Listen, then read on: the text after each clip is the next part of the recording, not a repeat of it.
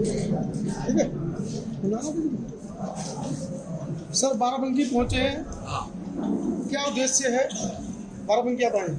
हमारे राष्ट्रीय परिवर्तन मोर्चा के द्वारा जो गठबंधन बनाया गया उसमें दिनेश चंद्र सैनी जी और श्याम जी, ये दो कैंडिडेट चुनाव लड़ रहे हैं। इनके प्रचार के लिए हमारा प्राइमरी उद्देश्य है ताकि लोगों को इस काम के लिए जगाया जाए। हमारे आने के पहले इन्होंने काफ़ी लंबी रोड शो किया है, तो ऐसा लगता है कि इन्होंने काफ़ी बूथ लेवल पर काम किया है और ये उम्मीद करते हैं कि ये चुनाव जीतेंगे। किसको मुख्य प्रतिद्वंदी मानते हैं आप, क्योंकि तमाम राष्ट्रीय पार्टी मैदान में है? मुख्य प्रतिद्वंदी तो बीजेपी ही है जी। मुख्य प्रतिद्वंदी तो बीजेपी, मतलब बीजेपी को हराएंगे इस बार? बीजेपी को हराने के लिए ही हम लड़ रहे हैं और कहीं कहीं समाजवादी के साथ में लग रहा। तो क्या मैनिफेस्टो आप लेकर आए? आपने अभी मंच के माध्यम से बताया कि 100 रुपये के स्टाम्प पेपर पर आप मैनिफेस्टो में लाए हैं। क्या क्या मैनिफेस्टो है जिसको जनता स्वीकार करे और आपको वोट दे? मैनिफेस्टो में बहुत सारी बातें हैं, मुख्य कुछ पॉइंट, और ऐसे 50 मुद्दे हमने लिखे जी। तो 50 मुद्दों में आपको मेन मुद्दा आपको बताता हूँ जी कि शिक्षा की नीति क्या हो, इसके बारे में हमारे 8 मुद्दे हैं। उसके सबसे बड़ा मुद्दा ये है कि 2.5% से लेकर 3% के अंदर ही बजट में एजुकेशन के लिए दिया जाता है। हम 10% जीडीपी का 10% बजट जो है वो एजुकेशन के लिए दिया जाए। शिक्षा के राष्ट्रीयकरण के ऊपर आपने पहले भी आंदोलन किए हैं, लेकिन कहीं ना कहीं सरकारों की मंशा नहीं है, आपको ऐसा लगता है? नहीं है, क्योंकि जिन लोगों का कब्जा है वो लोग गरीब गुरबे लोगों को शिक्षित नहीं करना चाहते हैं, क्योंकि शिक्षित होने से लोग समझदार हो जाएंगे। जी। मीडिया नहीं है, इलेक्ट्रॉनिक मीडिया नहीं है, प्रिंट मीडिया नहीं है, आपके प्रत्याशियों की आवाज़ जन जन तक कैसे पहुंचेगी? सोशल मीडिया आज के तारीख का सबसे बड़ा मीडिया है और इवन इलेक्ट्रॉनिक मीडिया के लोगों ने इसे स्वीकार कर लिया और वो मीडिया वाले भी इधर ही आ रहे हैं। जी। तो इसका मतलब है कि ये बड़ा हो गया है और वहां हम लोगों की धमक सुनाई दे रही है, गरीबों की, मजलूमों की। दूसरा मुद्दा है कृषि नीति।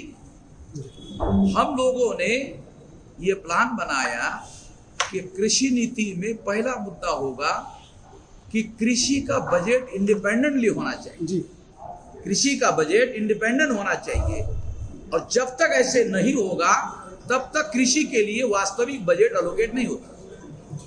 एक बात। दूसरा, कृषि आधारित इंडस्ट्री 5 गांव का यूनिट बनाया जाएगा, 1,20,000 यूनिट बनाए जाएंगे और वो 5 गांव में जो किसान उत्पादन करते हैं, जो चीजों का उत्पादन करते हैं उसकी इंडस्ट्री होगी।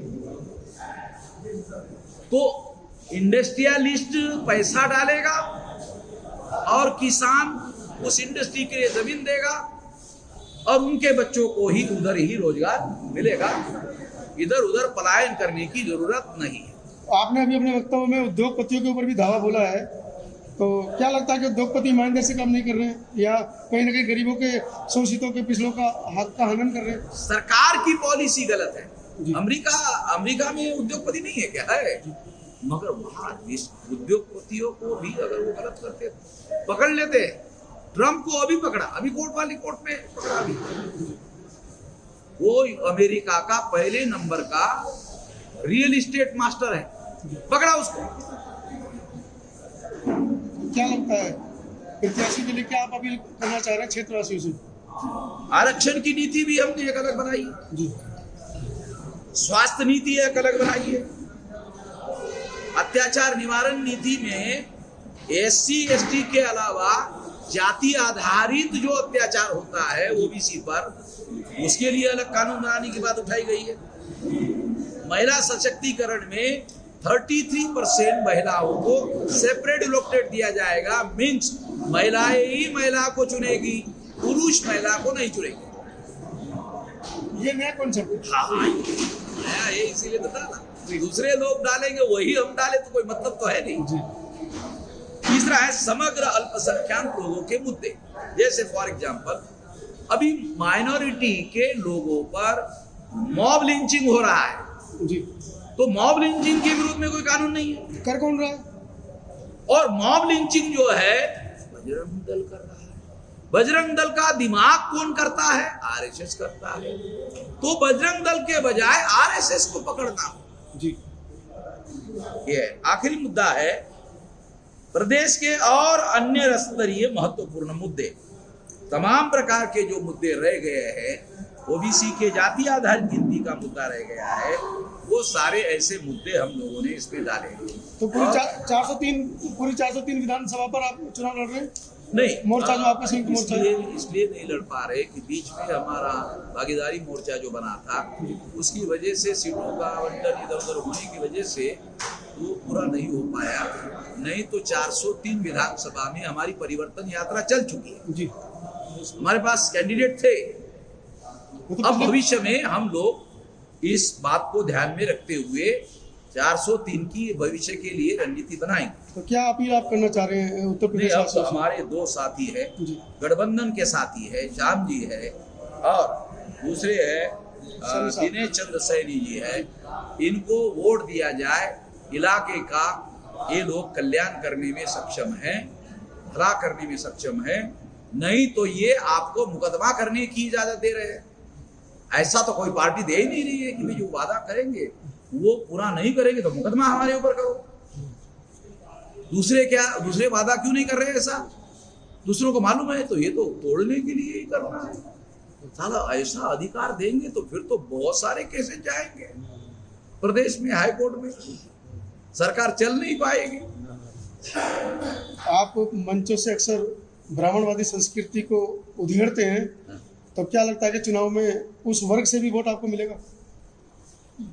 85% लोगों के जागृति का मामला है और 30-35% अगर जागृत हो गए हमारे ही, तो हमें इधर उधर मानने की जरूरत नहीं है। हमारे ही लोग जागृत। मुख्यमंत्री 80-20 की बात कर रहे हैं, हाँ, वो किसी का तेल निकालने की बात कर रहे हैं, किसी को गर्म करने की बात कर रहे हैं। वो तो असल में क्या है कि वो उनके संस्कारी लोग तो इसीलिए वो बड़े संस्कारी लोग हैं और संस्कृति की बहुत बातें करते रहते हैं। हाँ? धन्यवाद, तो इसीलिए वो ऐसी बात कर सकते हैं। धन्यवाद सर।